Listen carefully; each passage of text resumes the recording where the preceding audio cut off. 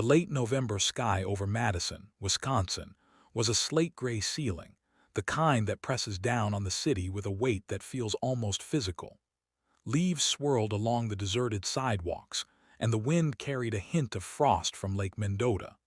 Inside a small, well-kept home near the University District, 28-year-old forensic specialist detective Laura Bennett prepared for a day unlike any other. Today, decades of unanswered questions, months of painstaking DNA analysis, and years of frustration were about to converge into something extraordinary. 18 years had passed since the disappearance of 24-year-old college student Natalie Carver. In 2005, Natalie had been the kind of young woman who drew people in with her laughter and determination. A biology major with dreams of becoming a pediatrician, she had been well-liked by classmates and professors alike. She lived with her younger brother in a modest apartment, a place filled with books, plants, and photos of family trips to Door County. On the night of November 14, 2005, Natalie had left the campus library late, heading to her apartment to finish a research paper. She never arrived. The initial investigation had been exhaustive. Officers canvassed the area, checked campus security footage, and interviewed friends and professors. The last confirmed sighting placed Natalie walking toward her apartment, carrying a stack of textbooks. Despite the extensive search, no trace of her could be found. Leads went cold. Her belongings remained undisturbed in her apartment, her backpack untouched, her computer left open. It was as if she had vanished into thin air. Her family, devastated, organized vigils, contacted media outlets, and launched online campaigns pleading for information. Yet, over time, the case became one of Madison's most haunting unsolved mysteries. Fast forward to 2023, when forensic technology had advanced far beyond what was available in 2005. Detective Bennett, now a leading expert in genetic genealogy, had been assigned to review the case as part of a statewide cold case initiative. The original evidence had been meticulously preserved. Natalie's scarf found near the university parking lot, a broken shoe near the edge of the nearby woods, and a small trace of hair recovered from the scene. Bennett's team knew that even the tiniest fragment could hold the key to unlocking the mystery that had tormented Natalie's family for nearly 2 decades. The breakthrough came from a technique that had revolutionized cold case investigations: advanced DNA profiling and genetic genealogy. Unlike conventional DNA testing, which requires a direct match in law enforcement databases, this method allowed investigators to identify distant relatives of unknown suspects through public ancestry databases. The process required patience, precision, and the collaboration of a team willing to work tirelessly, piecing together family trees like a complex puzzle. After months of analysis, the team identified a cluster of individuals who shared significant genetic markers with the DNA extracted from Natalie's scarf. By constructing a detailed genealogical map and narrowing the field based on location, age, and behavioral profiles, Bennett's team zeroed in on a small pool of potential suspects. One name stood out: 41-year-old Brian Harlan, a local contractor who had been living within a few miles of the campus since 2002. Harlan's profile seemed almost ordinary at first glance. Married with 2 children, active in community sports leagues, and known to neighbors as dependable and polite, he had avoided suspicion for years. But further investigation revealed unsettling details. In 2005, Harlan had been working late-night projects near the campus area, overlapping with the time of Natalie's disappearance. He had been briefly interviewed during the initial investigation, not as a suspect, but as a witness, and his alibi at the time had been considered unremarkable and accepted. Now, with modern DNA techniques, everything changed. Detective Bennett's team employed covert methods to obtain a fresh DNA sample without alerting Harlan. Surveillance confirmed that he frequently visited a local coffee shop, leaving behind disposable cups and napkins. A sample collected from a discarded cup was enough to confirm the team's suspicions. Within days, Laboratory results matched Harlan's DNA to the trace evidence from Natalie's disappearance with a probability of 99.9997%. After 18 years, Natalie Carver's unknown assailant finally had a name. The decision to move forward with an arrest was not taken lightly. Harlan's family, his standing in the community, and the inevitable media attention all required careful planning. On the morning of the operation, multiple unmarked vehicles converged on Harlan's home. Officers approached quietly, aware that this man had gone unnoticed for nearly 2 decades and could react unpredictably.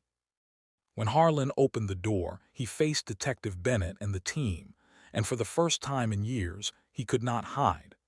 The shock in his eyes was subtle but unmistakable, the realization of inevitability sinking in. Inside, officers recovered items corroborating the DNA evidence. Natalie's backpack, hidden in an inconspicuous storage space, and fragments of her papers carefully concealed behind tools in Harlan's workshop. The scene revealed not just the brutality of the crime, but the chilling precision with which he had attempted to erase every trace.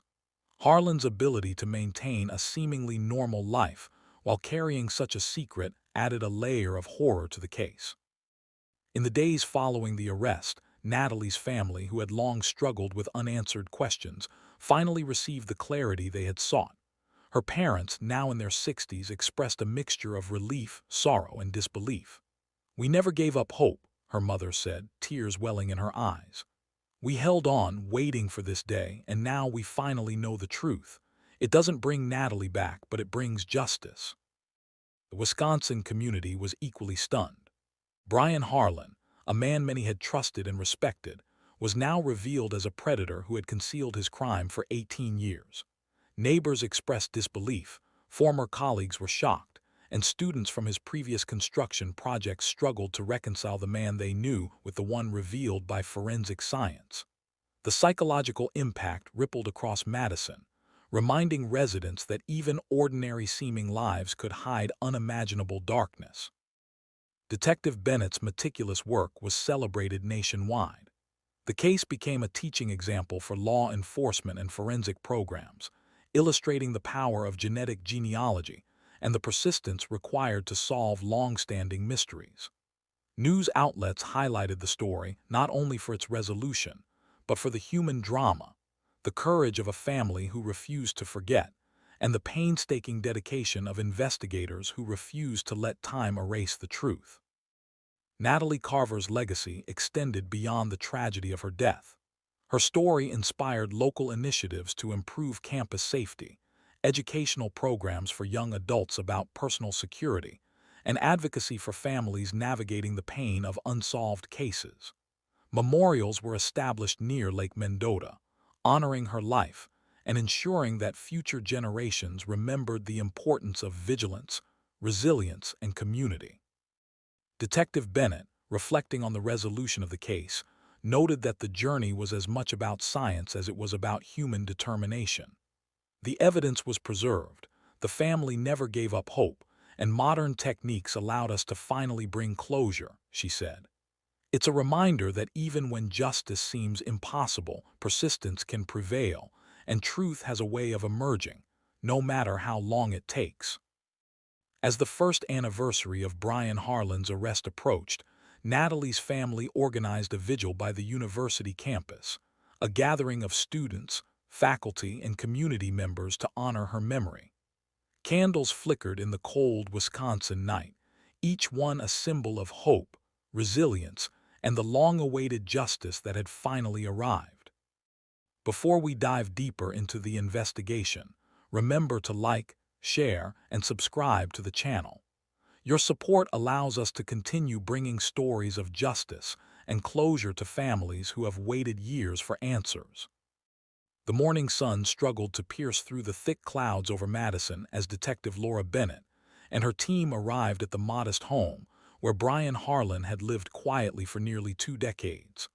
Officers had spent days preparing for this moment, studying the layout, rehearsing contingencies, and ensuring that every precaution was taken to avoid any surprises. Yet, Nothing could truly prepare them for the eerie calm that awaited inside. Harlan had always presented himself as a model citizen. Neighbors described him as polite, quiet, and dependable. He maintained a low profile, volunteered at local schools, and was active in his church.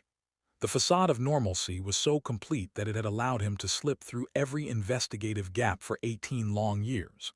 Now, as Bennett stepped across the threshold, she confronted the reality that this ordinary-seeming man had concealed a monstrous secret. Inside the home, forensic technicians began a meticulous sweep. Every room, every drawer, every hidden crevice was examined. What they uncovered was chilling in its precision. Hidden behind a false panel in the basement, they found Natalie Carver's backpack, carefully folded clothing, and fragments of her research papers, artifacts preserved as though Harlan had been keeping a shrine to his crime.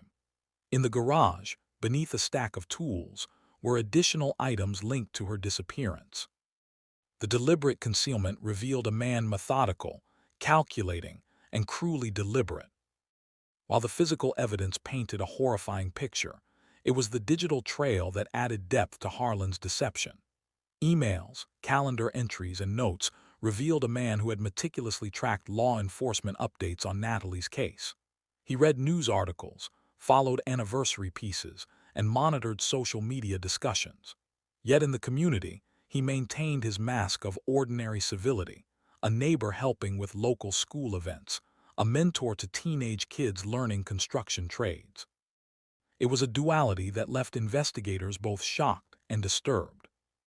Detective Bennett recalled reviewing the surveillance footage from the coffee shop where the DNA sample had been collected. At first, he just looked like any other customer, sipping coffee, scrolling on his phone, checking his watch. There was no hint of the danger he posed, no sign of guilt. It was unnerving to realize that this man had hidden in plain sight for nearly 2 decades. The interrogation process began slowly. Officers brought Harlan to a secure facility, ensuring he was isolated from any potential distractions. Bennett, experienced in reading micro-expressions and subtle behavioral cues, led the questioning.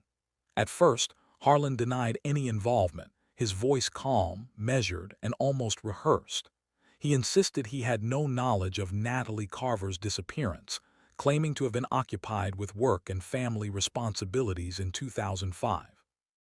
Yet as Bennett presented the evidence, the DNA match, the hidden belongings, the digital records of his surveillance of media coverage, Harlan's composure began to crack.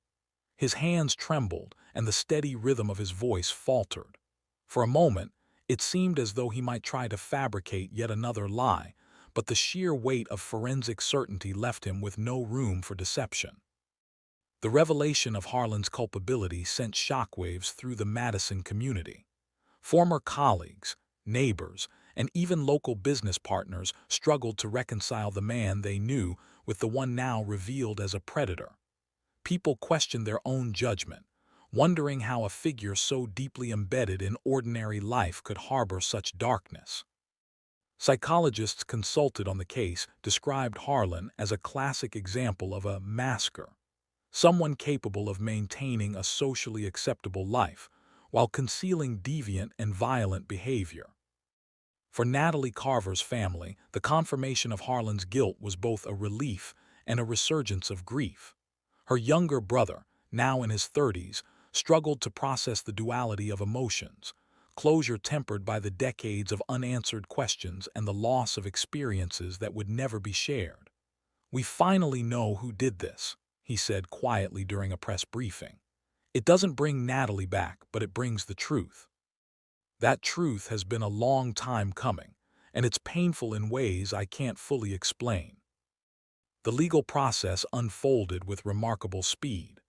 The prosecution, armed with irrefutable DNA evidence, the physical recovery of Natalie's belongings, and the documentation of Harlan's deliberate concealment, moved to charge him with first-degree murder, kidnapping, and evidence tampering.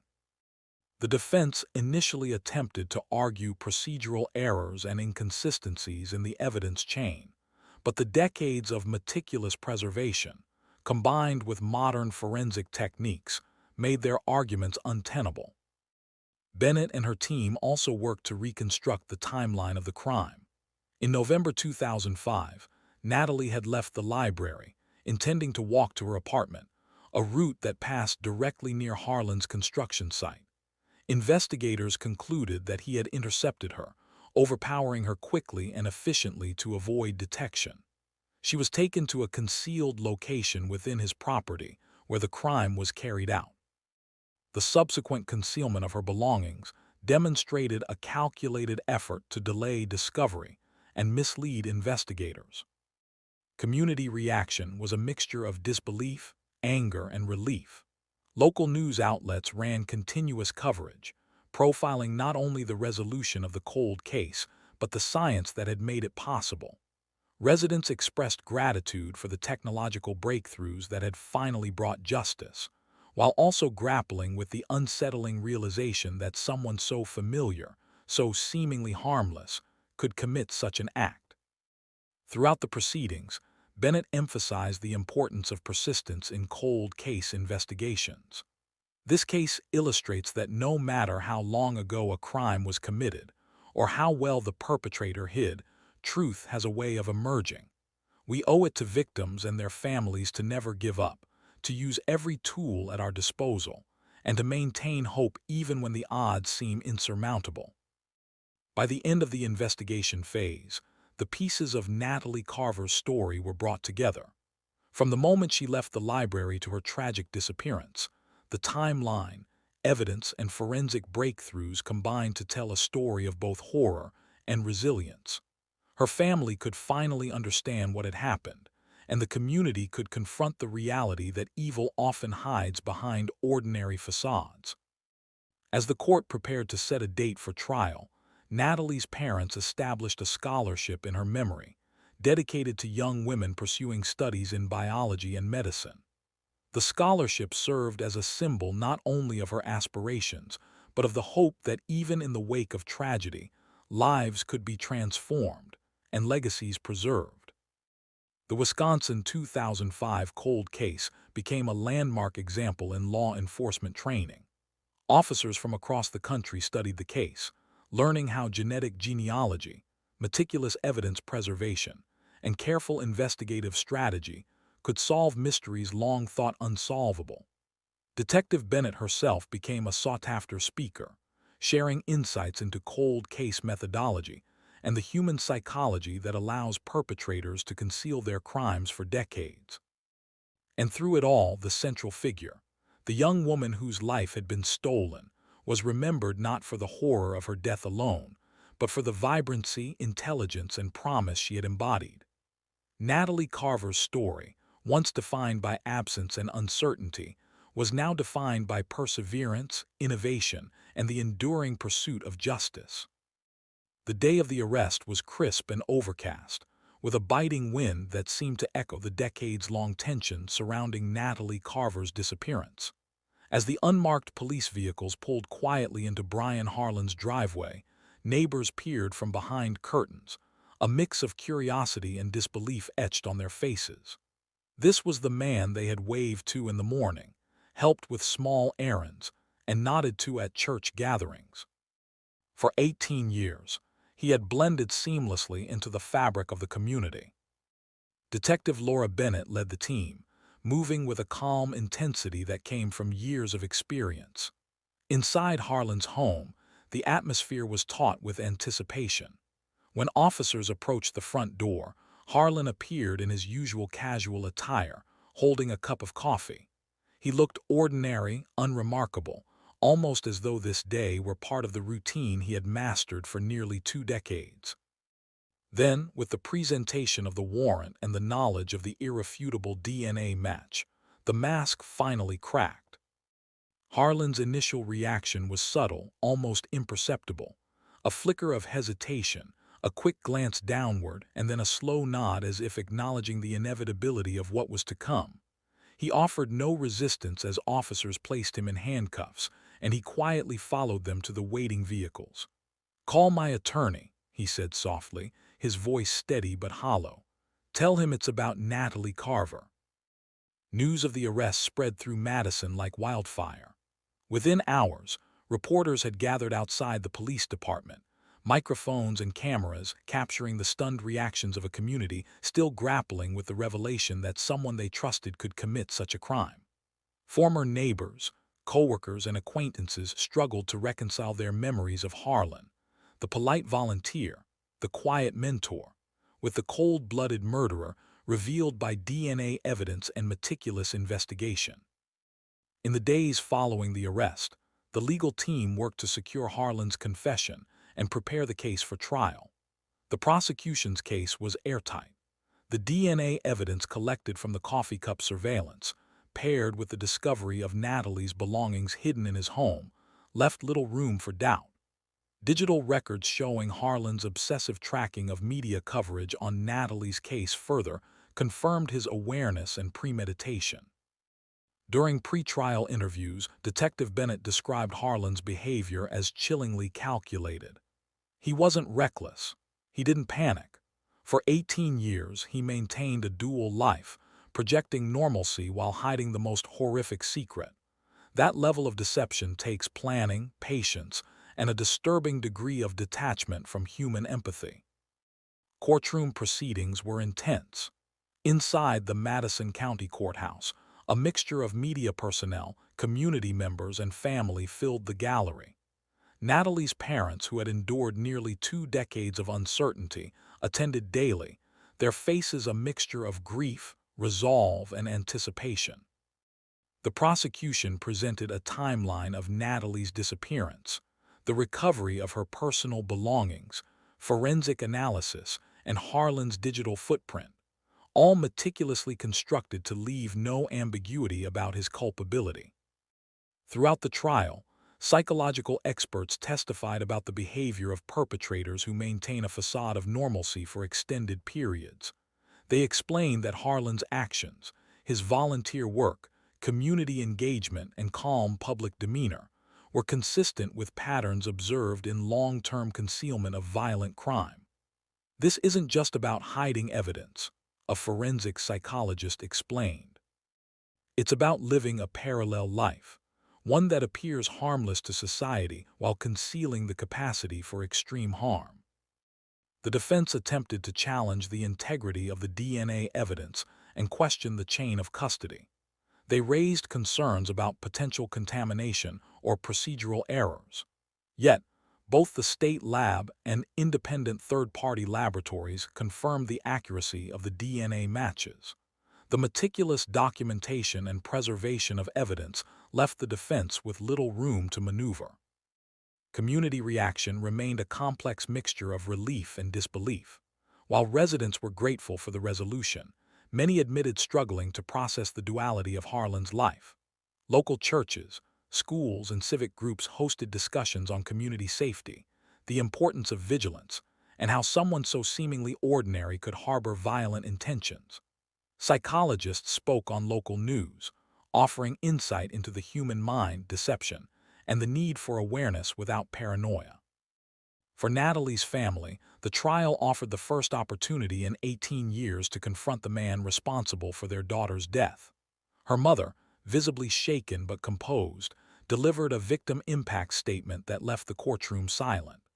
For 18 years, we lived with questions, with the void of Natalie's absence. Today, knowing the truth is both a relief and a renewed grief. Nothing can replace the life she was taken from living, but holding Brian Harlan accountable restores our belief that justice, no matter how delayed, is possible. When Harlan finally took the stand, his demeanor remained eerily calm. He offered minimal responses, acknowledging the DNA evidence and the discovery of Natalie's belongings, but offering no apology or insight into his motives. Observers described the scene as unnervingly composed, a stark reminder of the deceptive calm that had allowed him to evade justice for so long. Sentencing was swift once the verdict was rendered. Harlan was found guilty on all charges, including first-degree murder, kidnapping, and evidence tampering. The judge, emphasizing the calculated nature of the crime and the prolonged suffering of the victim's family, sentenced him to life imprisonment without the possibility of parole. For 18 years, You lived freely while the Carver family lived in uncertainty and pain, the judge stated. Your actions demonstrated both a meticulous calculation and a profound disregard for human life. Justice requires that you face the full consequences of your actions. As Harlan was escorted from the courtroom, Natalie's parents allowed themselves a moment of quiet closure. Tears mingled with relief, grief with a sense of resolution. They would never forget their daughter, nor the tragedy of the years without answers, but they finally had the satisfaction of knowing that the person responsible would no longer be free to harm others. In the months following the trial, Natalie Carver's story became a powerful teaching tool. Law enforcement agencies across the country studied the case as a model for cold case investigation, DNA analysis, and the use of genetic genealogy. Detective Bennett shared her experiences at conferences, highlighting the importance of persistence, meticulous evidence handling, and the psychological understanding necessary to apprehend long-hidden criminals. Madison, meanwhile, sought to heal and honor Natalie's memory. The community established a scholarship in her name for young students pursuing medical and scientific studies, a way to channel grief into purpose. Schools incorporated lessons on safety, awareness, and the enduring impact of crime on families. The quiet park near the library where Natalie had last been seen became a memorial garden, a place for reflection and remembrance. While nothing could undo the past, the resolution of this case reaffirmed the belief that truth has a way of surfacing, no matter how deeply it is buried. Natalie Carver's story, once defined by absence and uncertainty, was now defined by the unwavering pursuit of justice, the power of forensic science, and the resilience of a family determined to remember, honor, and finally find closure.